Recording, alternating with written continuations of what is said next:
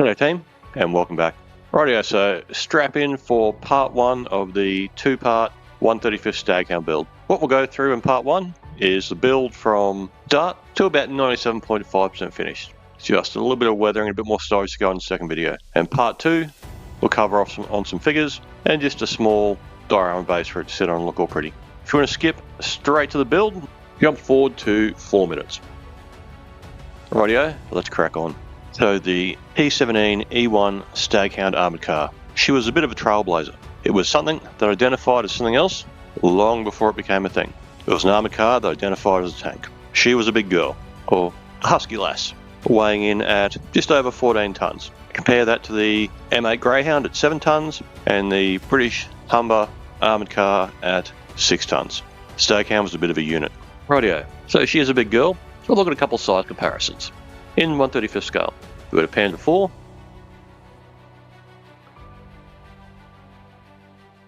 got a Stewart tracked vehicle that filled the same role,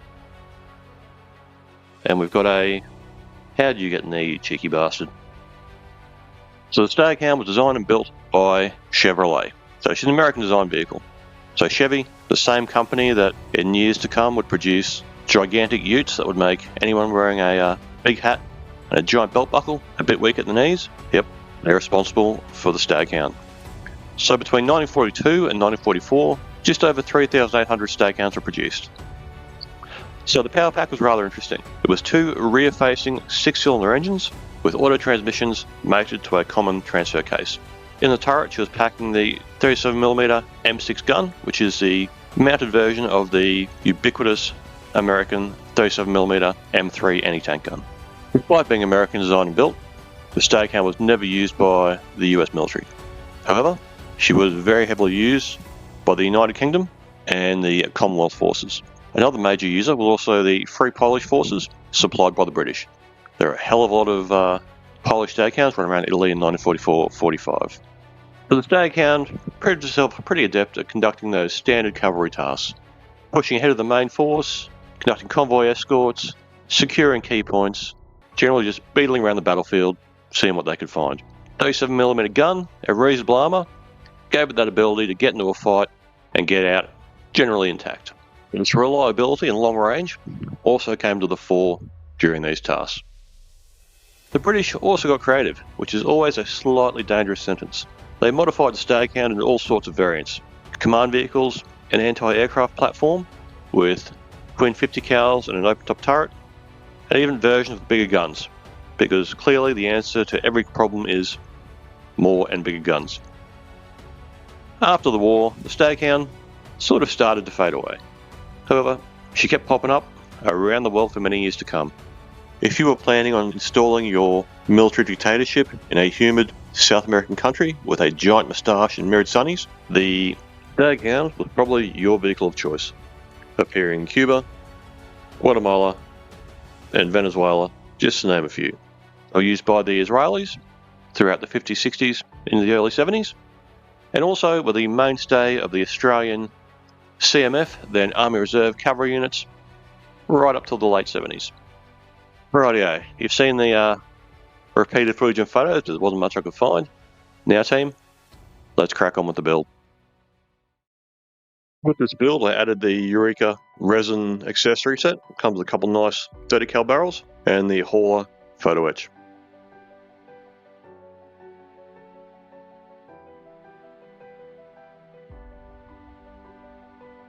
I've looked at the Bronco kits in the past, and they do build into nice kits. However, in my opinion, they're a little bit over-engineered, and at times the instructions do resemble Oppenheimer's blackboard.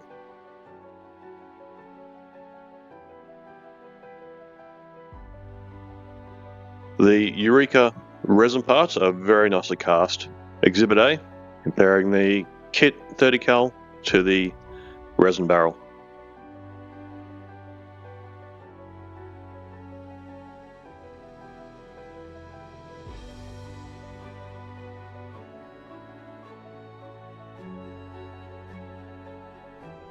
The turret of the Staghound was cast. So to get that texture, I just used a bit of AK Interactive Easy Cast, applied with a brush, and just smush down with a piece of sponge to get the cast texture going.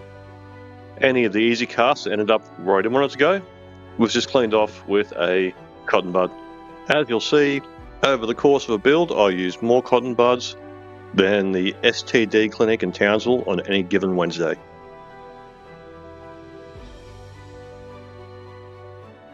I removed the molded on tie downs and just replaced them with some very nice little 3D printed resin ones attached with a bit of CA. This definitely tested the new glasses.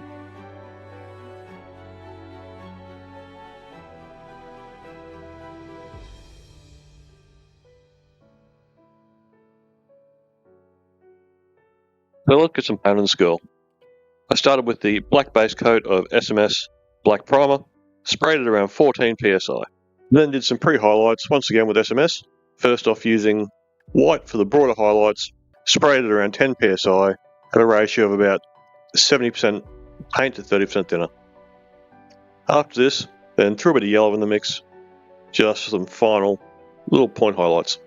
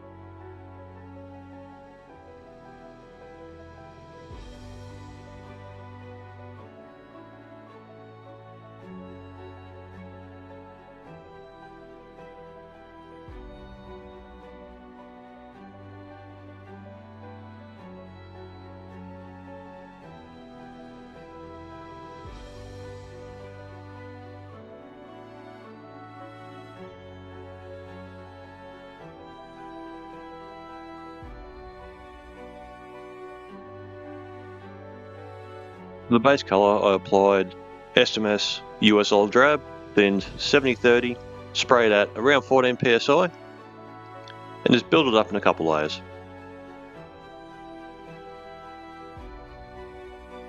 As you now all know, the Staghounds were built and therefore painted in the US, hence the US Olive Drab for the base colour.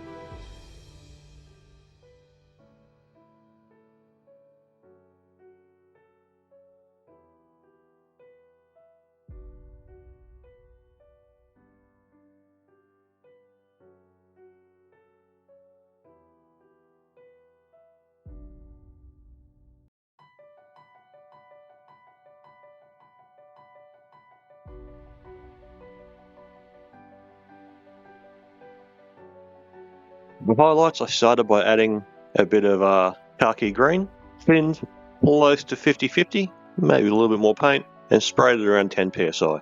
I started working on around centers of panels and those areas where you have the sun hitting.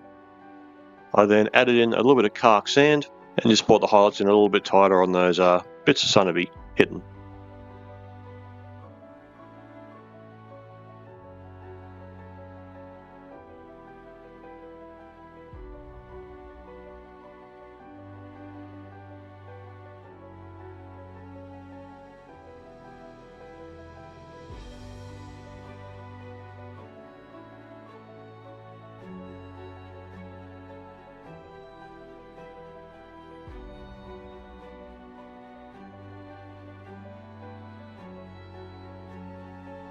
Base coat down and decals sealed under a clear coat, it's filter time. My first step is a general green filter. I'm using Mk.I oils, thinned right down with odorless thinner to create a very subtle translucent wash. The aim here isn't to change the colour dramatically, but to gently unify the different tones across the model and add a little depth to the finish. Once this is cured, I moved on to a dot filter. I used various colours of green, brown, and a touch of white, applied the fairly fine brush. Then using a soft brush, lightly dampened with thinner, the dots are blended downwards and across the panels. This helps to break up large areas of a single colour and create some nice little variations, making it look a little bit more natural. And it helps make a nice little base for the rest of the weathering.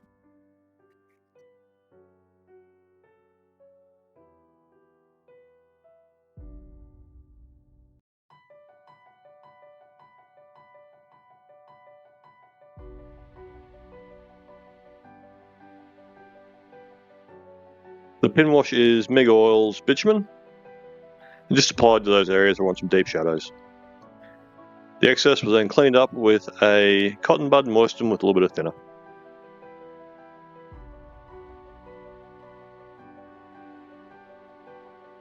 Stowage is a mixture of the Eureka resin, a few bits and pieces from the Legends Firefly Stowage set, as well as some bits from the spares box. Painting the stowage is pretty straightforward. It's alternating between shadows and highlights. Something I'm definitely still working on, but it's coming along.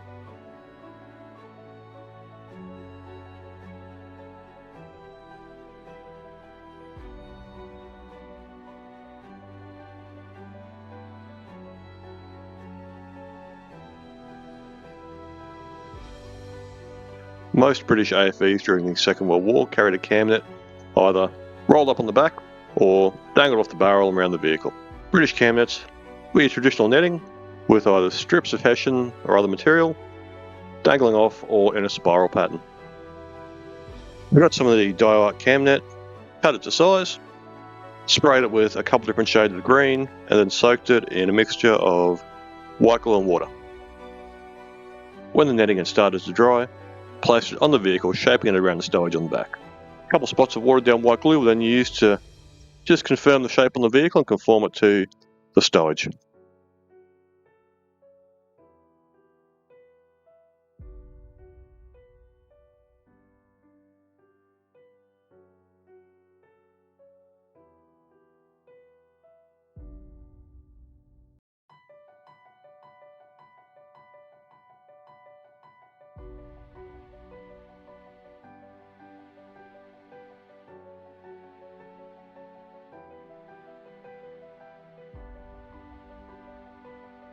For the strips of hessian / fabric, I cut Tamiya tape into around 3mm wide strips at various lengths, and then just attached them with a bit of CA to the netting at some irregular and odd intervals.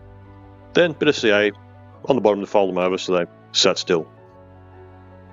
After that, after looking at some references, I painted them in a couple shades of green, brown and khaki.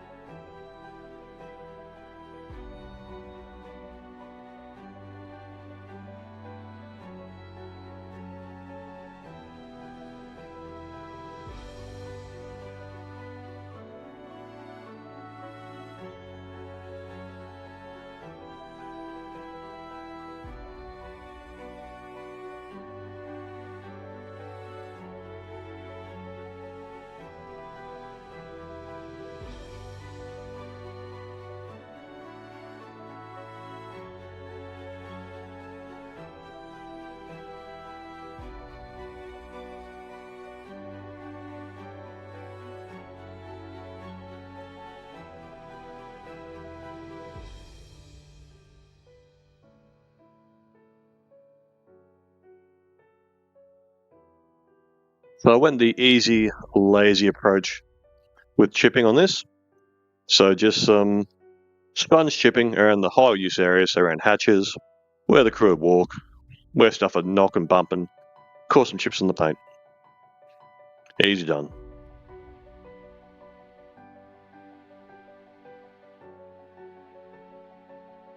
I did pull out the old Sydney Sweeney brush with a little bit of oily steel around those areas where the chipping's worn through the paint completely, but kept it very restrained.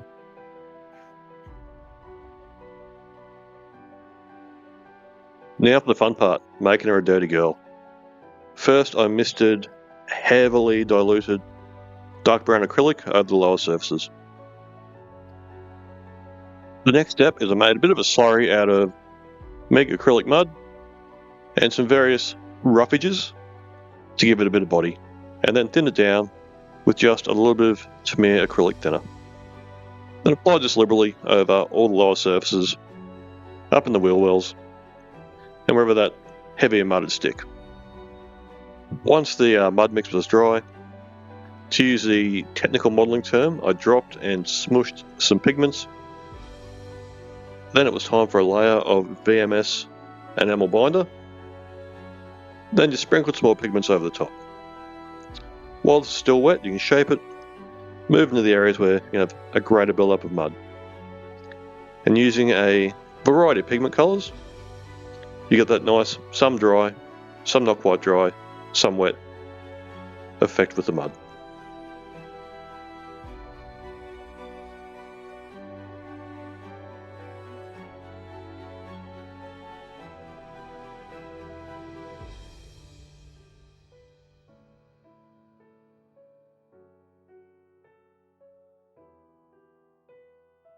So I did this wherever there is going to be a build-up of mud, dirt and dust.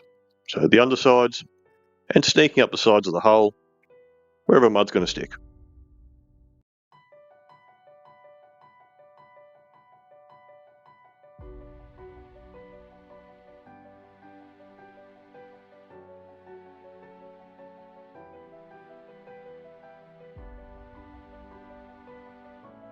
For the wheels, it's pretty much just rinse and repeat what I did with the lower hull. I also did a couple of pin washes of various earth tones around the edge of the rims and where dirt and dust will sit on the wheels.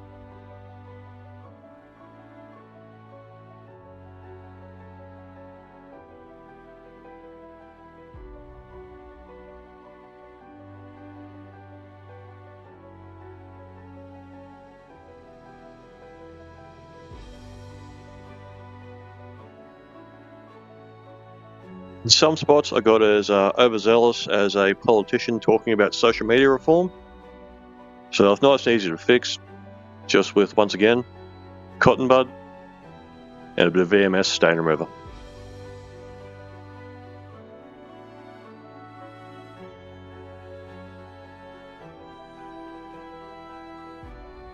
For streaking, I used a variety of MIG oils. On the turret, just tones to represent grime and rain streaks, and a little bit of rust, whereas on the hull I used a combination of rust and earthy tones. So where you've had dust or dirt get stuck in a crack, a bit of rain and moisture, and the dust streaks down the side of the vehicle. These were blended with a soft, flat brush, moistened with thinner.